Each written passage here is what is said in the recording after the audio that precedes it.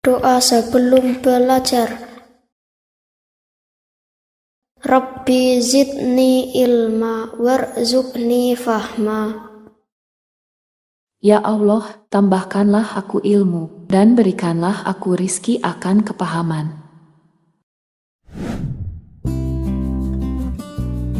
Assalamualaikum warahmatullahi wabarakatuh.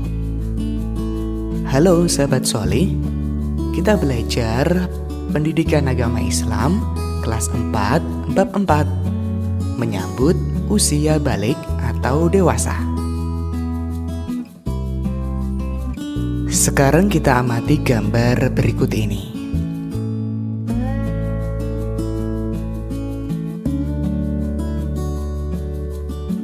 Gambar ini merupakan gambar perkembangan manusia dari kecil sampai dengan dewasa. Bagaimana perubahan tubuh kalian sejak kelas 1 sampai dengan kelas 4? Tentunya kalian mengalami perubahan pada badan dan mental sesuai dengan perkembangan usia. Nah, kita akan belajar tentang tahap perkembangan usia yang sangat penting, sebab berhubungan dengan kewajiban menjalankan syariat agama, yaitu usia balik atau dewasa.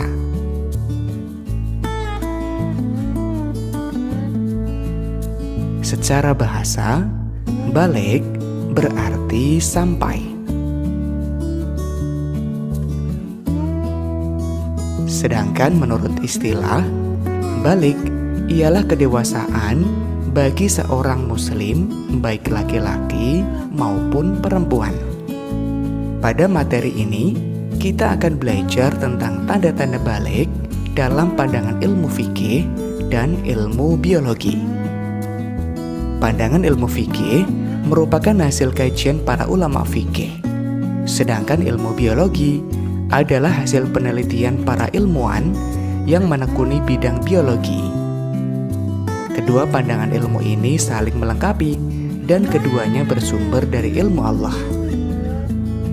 Pada subbab yang pertama, kita belajar tentang tanda-tanda usia balik atau dewasa menurut ilmu fikih. Apakah kalian telah mengetahui tanda-tanda balik menurut fikih? Apakah ada perbedaan antara laki-laki dan perempuan? Sebelumnya, kita harus tahu tentang fikih.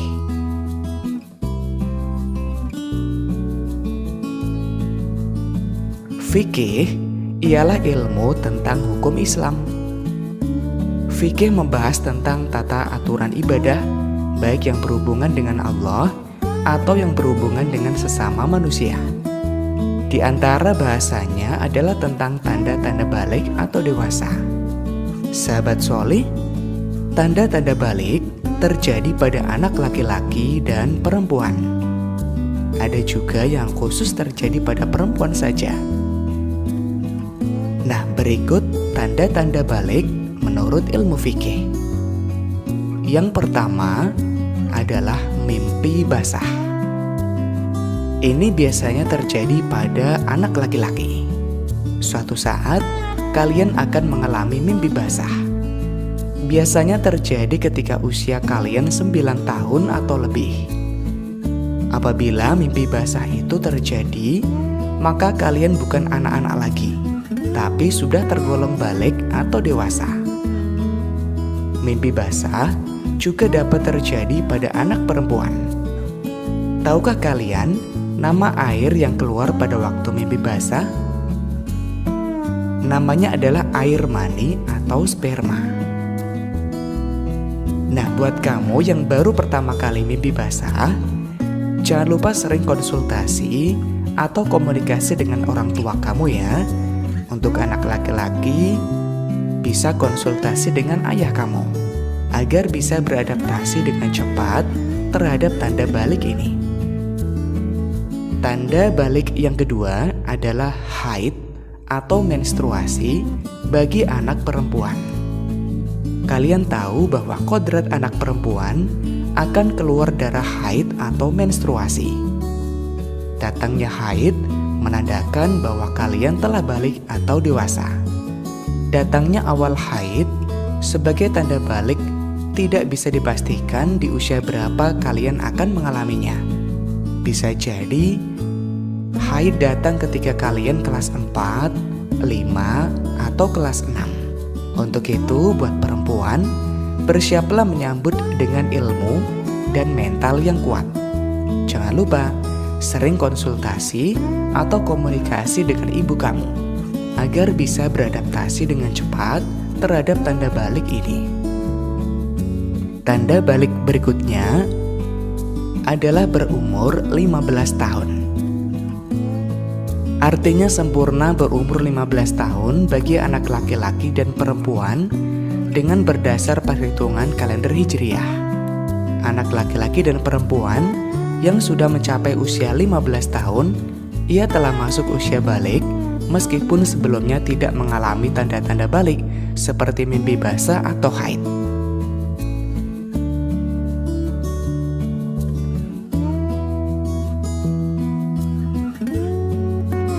Kewajiban mandi bagi yang berhadas besar. Anak yang telah mengalami mimpi basah dan haid berarti dia sedang berhadas besar. Untuk bersuci dari hadas besar dan bisa melakukan ibadah seperti sholat atau membaca Al-Quran, maka ia wajib mandi besar terlebih dahulu.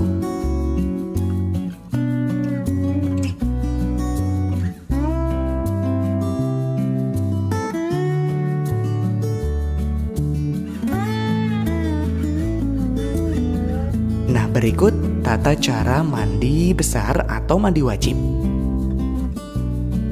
Tata cara mandi besar yang pertama adalah niat mandi besar. Kedua, mencuci kedua telapak tangan sebanyak 3 kali. Ketiga, mencuci alat kelamin atau kemaluan dengan tangan kiri. Membersihkan tangan kiri dengan sabun atau sejenisnya. Dilanjutkan dengan berwudu sempurna. Selanjutnya menyela-nyela rambut kepala dengan air atau menyiram kepala dengan air sebanyak 3 kali hingga ke pangkal rambut. Menuangkan air ke seluruh anggota badan, kemudian membasuh kaki. Niat mandi wajib dilakukan dalam hati pada awal basuhan anggota badan. Adapun larangan bagi yang berhadas besar.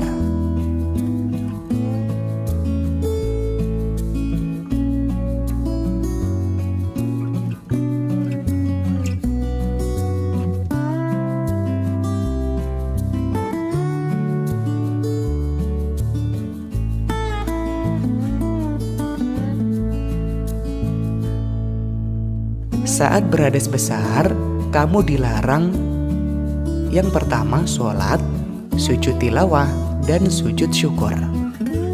Kedua, membaca, menyentuh, dan membawa Al-Quran. Dilarang tawaf, dan dilarang berdiam di masjid. Demikian tanda-tanda balik menurut ilmu fikih. Sampai jumpa di materi subah berikutnya. Semoga bermanfaat. Wassalamualaikum warahmatullahi wabarakatuh.